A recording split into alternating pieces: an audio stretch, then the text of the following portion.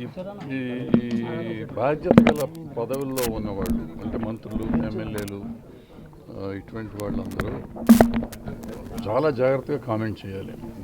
ఇప్పుడు నిన్న కొండా సురేఖ గారు చేసిన స్టేట్మెంట్ పర్టికులర్గా ఆవిడ చాలా రెస్పాన్సిబుల్ పొజిషన్, మినిస్టర్గా ఉన్నారు ఆవిడ. ఆవిడకి ఏం తెలుసో ఏం తెలీదో మనకు తెలియదు. ఒకవేళ తెలిస్తే కూడా ఇప్పుడు గైడ్ లైన్స్ ప్రకారం వీళ్ళు ఎవరి పేర్లు అయితే ఆవిడ ఎత్తారో వాళ్ళు విక్టిమ్స్ అవుతారు. విక్టిమ్స్ పేర్లు చెప్పకూడదు అని గైడ్ లైన్స్ ఉన్నాయి.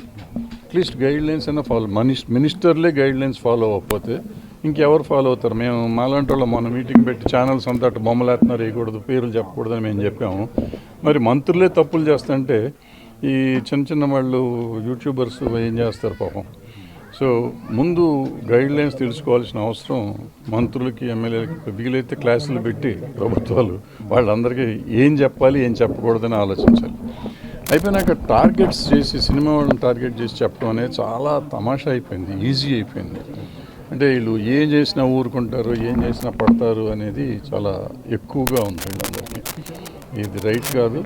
నిజంగా ఊరుకున్నంతకాలం ఊరుకుంటారు. తిరగబడే రోజు వచ్చినప్పుడు ఎప్పుడైనా తిరగబడతారు. తిరగబడే రోజు రాకుండా ఉండాలని, తిరగబడే పరిస్థితికి తేకుండా ఉండాలని వీళ్ళందరినీ రిక్వెస్ట్ చేస్తున్నారు. SBI IRCTC క్రెడిట్ కార్డ్ కి చాలా బెనిఫిట్స్ ఉన్నాయి. ఈ కార్డ్ ని యాక్టివేట్ చేసుకుని 1750 రూపీస్ ఎర్న్ చేయొచ్చు. అండ్ ఈ కార్డ్ యూజ్ చేసి IRCTC యాప్ లో కానీ వెబ్సైట్ లో కానీ టికెట్స్ బుక్ చేస్తే 350 రూపీస్ ఆఫ్ వస్తుంది.